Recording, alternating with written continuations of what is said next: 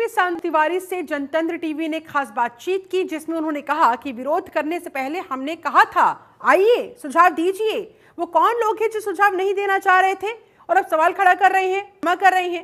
वक्फ पर चर्चा के बाद तो सब ठीक था, अब तुष्टीकरण की राजनीति क्यों कर रहे हैं? देखिए, वक्फ संशोधन बिल सरकार लाने की तैयारी में जुटी हुई है और ऐसे में लगातार इस बरकरार है। अब दिल्ली में मुस्लिम पर्सनल लॉ बोर्ड समेत तमाम मुस्लिम संगठनों ने कूच कर दिया। जंतर मंतर पर लगातार जारी है। वरिष्ठ नेता हैं मनोज तिवारी जी, अगर वक्फ संशोधन बिल की बात करें कि जब से जेपीसी का गठन हुआ, इसको लाने की बात संसद में उठी, तब से हम देख रहे हैं लगातार विरोधाभास बना हुआ है। पक्ष और विपक्ष दोनों एक दूसरे पे बार पलटवार कर रहे हैं।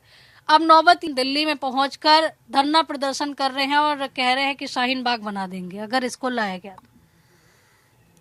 देखिए, दो चीज बहुत स्पष्ट रूप से प्रत्येक जो लोग वक्फ के बारे में बात कर रहे हैं, पहला तो वक्फ बोर्ड का ये संशोधन विधेयक है जी।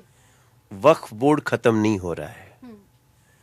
वक्फ बोर्ड के कुछ जो नियम बनाए गए थे, जो ना तो नैतिक रूप से ठीक थे तो कानूनी रूप से ठीक थे, उनमें संशोधन किया गया। लोगों ने कहा कि पास करने के पहले इसका जेपीसी बनाओ, ज्वाइंट पार्लियामेंट्री कमेटी। सरकार ने मान लिया। इसमें तमाम पक्षों के लोग, सभी पार्टियों के लोग, यहाँ तक कि इस्लामिक स्कॉलर भी रखे गए।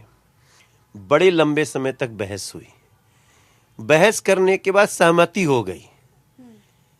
उन्होंने कुछ कहा ये ठीक नहीं है तो उसको ठीक किया गया, ये ऐसे होना चाहिए तो गया। जब सब कुछ सहमति के बाद संसद में आया तो फिर से उसका कुछ लोगों ने राजनीतिक विरोध किया, जिसको आप कह सकती हैं कि बात कुछ नहीं है, बस मुस्लिम तुष्टीकरण करना है, समझाना नहीं है उनको।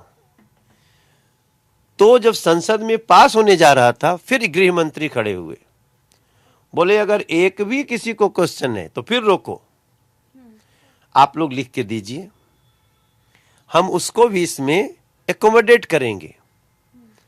फिर उसको आगे कर दिया। इसको दिक्कत है या कोई सुझाव है तो दे। अगर सीधे कोई कहे नहीं, हमें तो इस देश में किसी की संपत्ति पे कब्जा करने का अधिकार चाहिए। धन्यवाद। तो देखिए, आप बीजेपी के वरिष्ठ नेता और सांसद मनोज तिवारी जी को सुन रहे थे। कैमरा पर्सन संतोष के साथ मैं आंचल यादव, जनतंत्र टीवी, दिल्ली।